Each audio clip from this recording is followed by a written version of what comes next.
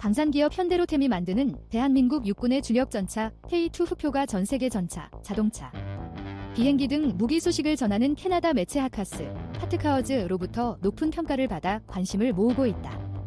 현대로템 K2 후표가 전세계 전투 현장에 투입된 전차 톱 10분 가운데 4위를 차지했다고 하카스가 한국 현지 시간 보도했다.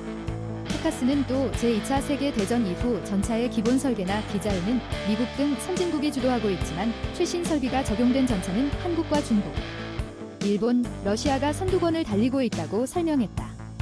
특히 서구권 전차들은 여전히 3세대 전차지만 러시아와 동아시아 3국은 4세대 전차를 갖춰 더욱 강력한 성능을 뽐낸다. 3세대 전차는 첨단 무기를 일정 부분 방어할 수 있는 장갑화된 전차다. 이에 비해 4세대 전차는 사물인터넷, IoT과 전술지휘 통제체제 C4I를 기반으로 설계된 전차를 뜻한다. 4세대 전차인 K2 후표는 네트워크 기반의 전장 정보 관리 시스템을 활용해 전투 상황에서 적과 아군을 명확하게 구분할 수 있고 보다 정교한 작전을 수행하는 점이 특징이다. 이를 통해 지휘관은 전장 상황을 보다 능동적으로 파악해 군사작전을 효과적으로 펼칠 수 있다. 또한 조준경과 표적전 시기, 사격 통제 시스템 앱시스 등을 탑재해 전장에서 탐색과 관측, 적에 대한 명중률 증가, 특정 표적 자동 추적 타격 등이 가능해졌다. 외신은 K2 후표는 전차 1대당 850만 달러, 약 95억 원에 이르는 비싼 전차라며 지난 2013년부터 생산되고 있는 전차로 최근 생산된 전차 가운데 가장 최신 설비가 장착돼 있다고 극찬했다. K2 후표 전차는 2014년부터 한국 육군에 투입돼 활약하고 있으며 최고속도 시속 70km, 야지속도 시속 50km로 가동된다. 주력 무기로는 120mm 55구 경장 활강포가 장착돼 있다. 이와 함께 K2 후표 전차는 2008년 터키에 기술을 수출해 경쟁력을 인정받았으며 폴란드, 노르웨이 등 세계 각국과 수출 협상을 진행 중이다. 한편 K2 후표 외에 긍정적인 평가를 받은 전차는 1위 러시아의 T-90마일세컨드, 2위 중국 타입 99A, 3위 일본 타입 10이다. 2위 현대로템 K2 후표 전차. 인도 파키스탄, 중국 국경 문제, 터키 러시아 분쟁, 터키 그리스 분쟁, 중동은 원래 문제가 많고 국제 정세가 분쟁의 시대로 접어들고 있습니다. 자국의 이익 앞에 동맹도 이웃도 없는 게 현실입니다. 이런 분쟁적인 상황에서 방산업체가 주목을 받고 있습니다.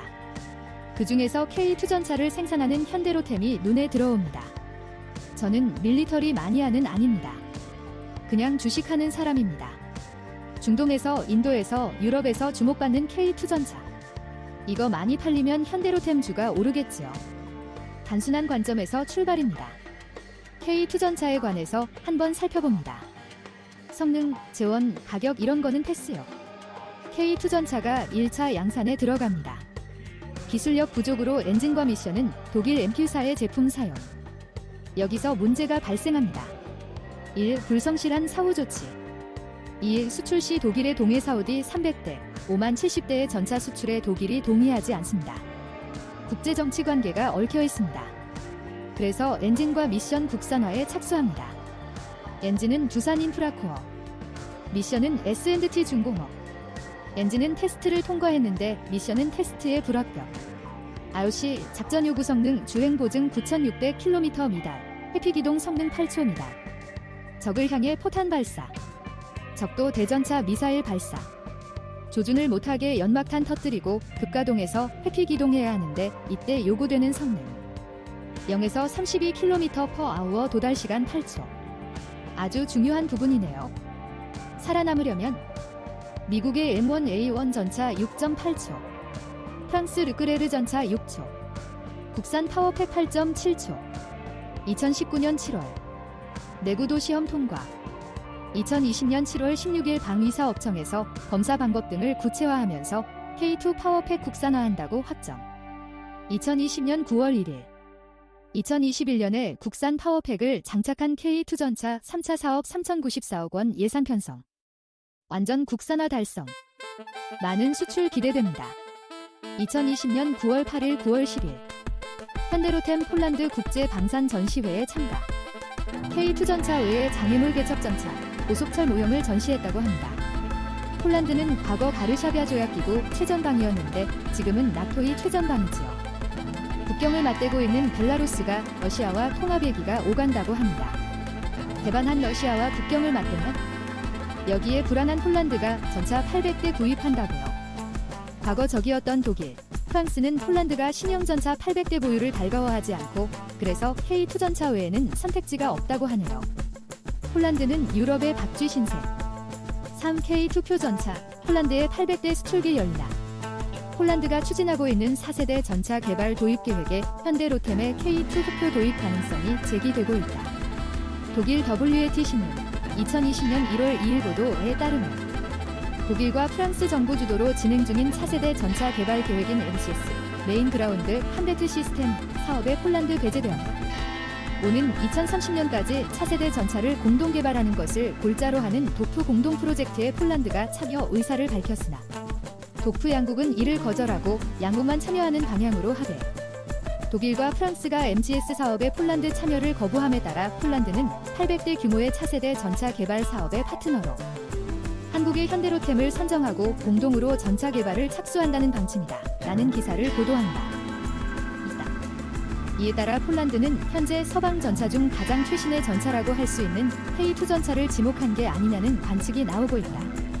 바르샤바 조약기구의 중심이었던 폴란드는 전통적으로 러시아, 소련의 영향권에 있어 소련 무기 1세기였으나 냉전체제 붕괴 후 서방 무기로 교체 중에 있으며 이번 사업 또한 그 일환이다. 폴란드는 주변국과의 긴장이 고조되고 있으며 특히 벨로루시가 러시아와 합병을 저울질하고 있는 상황에서 러시아와의 긴장 관계가 심화될 것으로 보고 군비 증강과 함께 친미 정책으로 돌파구를 찾고 있는 상황이며 자국 내 대형 미군 주둔 기지 유치를 추진 중이다. 도입 방식은 직도입 방식, 현지화 개수 및 현지 생산, 기술만 이전 등으로 나눌 수 있으며 어떤 방식이 되던 간에 수주가 확정된다면 방산 수출 규모로는 대행 수주일 것이 예상된다. 4. 한국 주력 전차 K2 흡표 전차 폴란드, 노르웨이의 수출기 열리나? 재원, 기동력, 방어력. 폴란드 수출 가능성이 있는 K2 흡표 전차가 노르웨이의 차기 전차 사업에서 독일 레이파르트 EA7과 격전을 치를 것이라는 보도가 있었는데요. 지난해 11월 폴란드의 디펜스 24에 이어 이번에는 노르웨이 매체 2가 비슷한 보도를 했습니다. K9이 레나에서 한동절기 시험에서 최상의 점수를 얻어 자주포 사업을 수주했었고 폴란드 역시 K9 제주도의 차량 몸체를 수입한 국가들 합니다.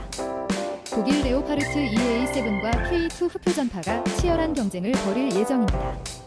호주에서 레드백 장갑차와 독일의 링스 장갑차와 경쟁 중인 것과 매우 흡사한 상황입니다. 앞서 폴란드 매체 디펜스 24는 지난해 11월 17일 노르웨이가 노후 레오르파르트 EA4를 대체할 차량 전차 선정을 고심하고 있는 가운데 레오파르트 2와 함께 K2가 검토되고 있다고 보도했습니다.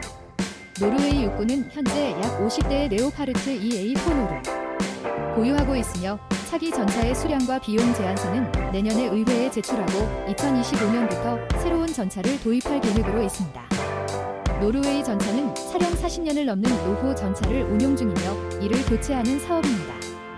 현대로템은 지난해 여름 K2 흡표 전차의 실시와 주포 등은 한국에서 생산하고 이를 노르웨이로 보내 노르웨이에서 생산한 주포와 결합하는 계획안을 제시했습니다.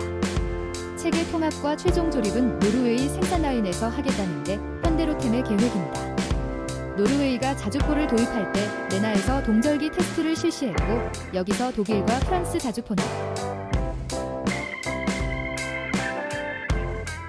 방산기